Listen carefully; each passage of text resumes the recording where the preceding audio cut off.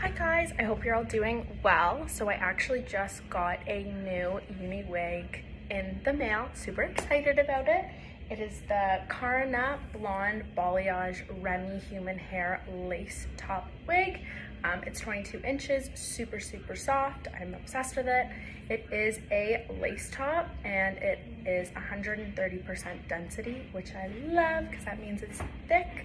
I don't really glue down my lace tops, but I just like to plop them on. I just cut the lace, but the hairline is unbelievable and it's so soft. I literally can't get over it. Like, I haven't even cut the lace all the way yet, and just like look at that hairline. I'm obsessed. Oh my god, it's so pretty. But let me know what you guys think. This is me just literally throwing it on. I love the brown.